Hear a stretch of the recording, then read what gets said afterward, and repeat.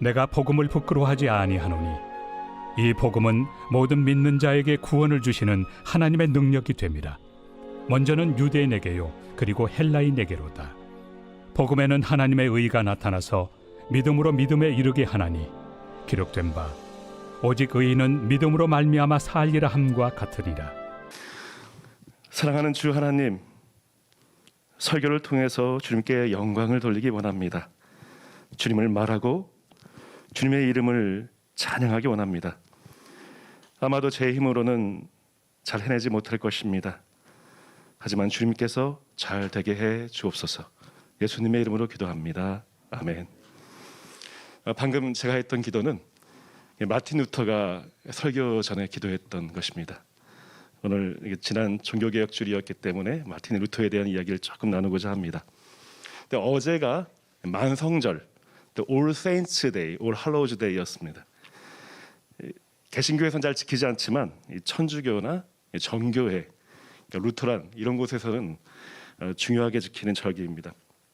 이름 없는 순교자, 많은 성인들을 다 한꺼번에 기념하는 절기이기 때문입니다. 그래서 그 하루 전 저녁부터 그들을 위한 기도가 시작됩니다. 할로윈이라 부르죠. 크리스마스가 세속화된 것처럼 이 할로윈도 세속화되었죠. 많은 개신교에서 할로윈을 받아들이지 않는 것은 단순히 세속화되었기 때문만은 아닙니다. 그 대신에 다른 것을 기념할 것이 있기 때문입니다. 루터가 1517년에 비텐베르크 성당에 95개조의 반반문을 붙인 바로 그 날이 만성전 전날, 이 할로윈 데이였기 때문입니다. 비텐베르크 성당의 그 이름이 All Saints Church입니다. 만성절을 특별히 기념하는 교회였습니다. 할로윈이 이 교회의 가장 중요한 절기였죠. All Saints Church, 그 성당이 가지고 있는 보물들이 이 할로윈이 되면은 밖으로 공개가 되었습니다. 어떤 보물이냐면 성인들 또는 순교자들의 천조각, 옷조각, 그리고 그들의 몸의 일부 뼈조각 같은 것들을 귀하게 여겼습니다. 당시 이러한 보물들을 사람들이 보거나 만지거나 하면은 보기만 해도 병이 낫고 죄가 사해진다는 그 믿음을 가지고 있었습니다. 그러다 보니 사람들이 그 보물을 보기 위해서 교회로 몰릴 수밖에 없었죠. 루터는 바로 그 자리에 이 95개조의 반반문을 붙인 것입니다. 구원은 그러한 유물이나 면죄부에서 오는 것이 아니라 오직 예수 그리스도의 은혜로 말미암는다. 그것을 그의 행위를 통해 보여주고자 했던 것입니다. 그가 95개조의 반반문을 통해서 면죄부를 비판한 것은 어쩌면 종교개혁 또는 교회개혁과 같은 거창한 목적을 위한 것이 원래는 아니었습니다. 사실은 그의 성도들 때문이었습니다. 그가 신학교수이며 종교개혁가이지만 그의 진정한 정체성은 사실 조그만 마을교회를 섬기는 목회자였습니다. 루터가 목회하는 그 비텐베르크 교회에는 그 일찍이 그 면죄부 판매가 금지되어 있었습니다. 그런데 옆 도시에 그 요한 테첼이라고 하는 이 면죄부 부흥사가 왔습니다. 면죄부 판매의 그 최고 실적을 올리는 사람이었습니다. 이 사람이 오자 마을 사람들이 이 테첼이 판매하는 그 면죄부를 사려고 한겨울에 강을 넘기 시작합니다. 그러다 결국 얼음이 깨져가지고 사람들이 죽게 되는 사고가 발생한 겁니다. 사람들이 도대체 무엇 때문에 죽음까지 각오하면서 이 면죄부를 사고자 했을까? 그건 공포 때문이었습니다. 중세 유럽을 휩쓸었던 흑사병이 여전히 기승을 부리고 있었습니다. 그리고 동쪽에서는 이슬람이 쳐들어오고 있었습니다. 전쟁과 질병, 기근, 이러한 시대적 상황이 사람들을 점점 미신적인 것에 의존하게 만들어버렸습니다. 불안 마케팅, 이런 공포 마케팅이 통하는 시대가 된 거죠. 게다가 이 면죄부만 있으면 이미 돌아가신 이 사랑하는 부모님 또는 질병이나 이 전쟁으로 죽었던 이 죽은 자녀들의 그 죄가 사해진답니다. 구원받고 천국으로 간다고 이야기합니다. 이 가족을 사랑하는 마음 때문에 살 수밖에 없었던 것이죠. 루터는 이러한 면죄부의 허황된 미신으로부터 자신의 성도들을 보호하고 싶었던 것입니다. 성도들을 사랑하는 마음으로 95구조의 그 반박문을 작성했던 것이었죠. 우리가 흔히 알고 있는 종교개혁가 루터의 모습은 성당 문 앞에서 망치를 들고 서 있는 모습일 것입니다. 하지만 루터 곁에 있던 성도들이 기억하는 루터의 모습은 오늘 주보 표지에 실린 바로 그러한 모습입니다. 전염병이 걸린 환자들 곁에서 그들을 보살피는 모습이었습니다. 비텐베르크에 흑사병이 창궐하자 그 지역의 통치자를 비롯한 많은 사람들이 도시를 떠납니다. 그리고 루터에게도 같이 피신할 것을 권고합니다. 하지만 루터는 그의 성도들을 떠날 수가 없었습니다.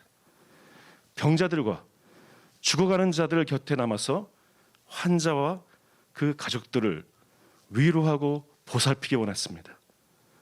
흑사병을 피하지 않고 오히려 그의 집을 환자들에게 개방하였습니다. 한때는 수도원 건물이었던 그의 집을 이제는 병원이라고 부르면서 사람들을 맞이하기 시작했습니다. 이 루터가 어떤 마음으로 흑사병에 걸린 이들을 보살필 수 있었을까? 그가 이런 편지를 씁니다. 우리는 치명적인 전염병에서 피할 수 있는가? 흑사병이 기승을 부릴 때 각 지역의 목회자들에게 보냈던 공개 서신입니다. 여기에서 루터가 어떤 자세로 환자들을 보살폈는지를 찾을 수가 있습니다.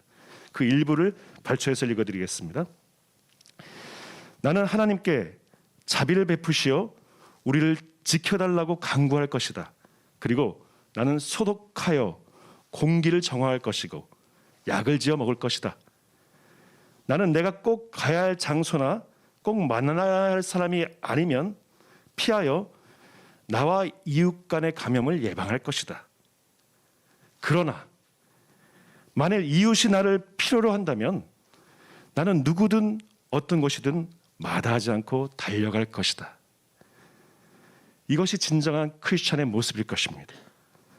사회적 거리를 두며 방역에 힘쓰다가 나를 필요로 하는 것이 있다면 죽음의 위협을 무릅쓰고 어디든지 기꺼이 가겠다는 것입니다. 이것이 바로 진정한 경건이며 진정한 믿음이 무엇인지를 우리에게 보여주는 것입니다. 이러한 루터의 사명과 믿음이 우리에게 있기를 축원합니다. 이러한 믿음이 있었기에 전염병이 창궐한 도시에서 그 환란 가운데서 루터는 끊임없이 위로를 받고 힘을 얻고 또한 하나님을 찬송할 수가 있었습니다. 사방이 흑사병으로 가득했던 1527년 그 비텐베르크의 중심에서 그가 찬양했던 그 찬송이 바로 오늘 우리가 불렀던 내 주는 강한 성이요란 찬송이었습니다. 루터가 작사했던 이 독일어 원본에는 원래 4절까지 있습니다. 그 2절과 3절 사이에 그 한 절이 더 있는데 루터가 어디에서 이 환난을 이기는 힘과 위로를 얻었는지 그 생략된 부분에 나타나 있기 때문에 제가 그 부분을 읽어드리겠습니다. 이 세상 사탄이 아무리 미쳐 날뛰어도 우리를 해치 못하며 결국 심판을 받으니 한마디 말씀에 무너져 내리리로다. 세상은 그 말씀을 무시하고 감사하지도 않겠지만 말씀은 주 뜻대로 우리 곁에 계셔 은혜와 성령을 주시도다. 하나님의 말씀이 루터에게 위로가 되었고 힘이 되었다는 것입니다. 사방에 적들이 둘러싸고 전염병이 마저 그를 위협하고 있는 그 가운데, 그 환난 가운데 마귀를 이길 수 있는 유일한 영적인 무기가 바로 말씀이었다는 것입니다. 그 한마디 말씀이 그에게 힘이 되며 그 한마디 말씀이 그에게 위로가 되었던 것입니다. 그 한마디 말씀, 오늘 우리가 읽었던 로마서 1장 17절의 말씀입니다. 다시 한번 읽겠습니다. 17절 시작. 복음에는 하나님의 의가 나타나서 믿음으로 믿음에 이르게 하나니 기록된 바 오직 의인은 믿음으로 말미암아 살리라 함과 같으니라. 의로우신 하나님은 우리를 의롭게 만드시고 신실하신 하나님은 우리에게 생명을 주심을 믿으시기 바랍니다. 종교개혁 당시에 신앙의 정수가 담겨진 일종의 성경 공부 교재가 있었습니다. 제자훈련 교재입니다.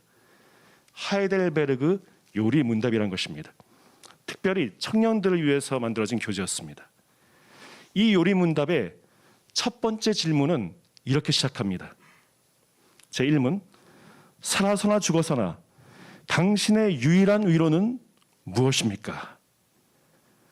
힘들고 어려운 시대 상황이 여기에 드러납니다. 얼마나 힘들면 위로가 우리의 신앙을 묻는 첫 번째 질문이겠습니까? 이에 대해 청년들은 이렇게 대답합니다. 나는 나의 것이 아니고 사나 죽으나 몸과 영혼이 모두 나의 신실하신 구주 예수 그리스도의 소유가 된 것, 이것이 바로 나의 유일한 위로입니다. 왜냐하면 내가 주님의 것이기에 성령님은 나에게 영생을 주시기 때문입니다. 예수 그리스도께서 십자가의 피로 우리의 죄를 사하시고 우리를 마귀의 권세에서 해방시키시고 그분의 소유로 삼으신 것, 그것이 우리의 유일한 위로가 됨을 믿으시기 바랍니다. 신실하신 하나님은 우리를 의롭게 만드셔서 죄 없다 하시고 영생을 약속하신 것을 또한 믿으시기 바랍니다. 우리 인생의 유일한 위로자 예수 그리스도의 은혜가 오늘 이 자리에 예배드리는 모두에게 임하기를 소망합니다. 우리의 기도를 통해 원주 연세 의료원 안에 보혜사 성령님의 위로가 가득하며 모든 교직원이 말씀으로 힘과 위로를 얻어서 모든 병실과 진료실마다 그 위로가 넘쳐 흐르기를 소망합니다. 신실하신 하나님의 위로가 이 기관을 넘어서 이름 없이 죽어간 모든 순교자들, 성인들, 그리고 허무하게 목숨을 잃은 156명의 젊은 영년들, 그리고 그 가족들에게도 함께하기를 주님의 이름으로 축원합니다. 루터의 기도로 기도하겠습니다. 주님, 당신께서는 가난하고 불쌍한 피조물들을 아십니다. 우리는 심히 연약하여 당신의 거룩한 말씀 앞에서 감사할 줄 모르고 당신의 뜻을 제 마음대로 구부려가며 삽니다. 우리를 불쌍히 여겨 주옵소서. 우리는 범죄로 인해 지독한 역병에 시달리고 있습니다. 우리의 교만을 징계하시되 주님의 자비 가운데 새로운 피조물로 거듭나게 하여 주옵소서. 그리하여 주님이야말로 우리의 가장 자비로운 하늘 아버지이심을 깨닫게 하여 주옵소서. 주님의 사랑하는 아들, 우리의 대언자 되신 예수 그리스도의 이름으로 기도합니다. 아멘.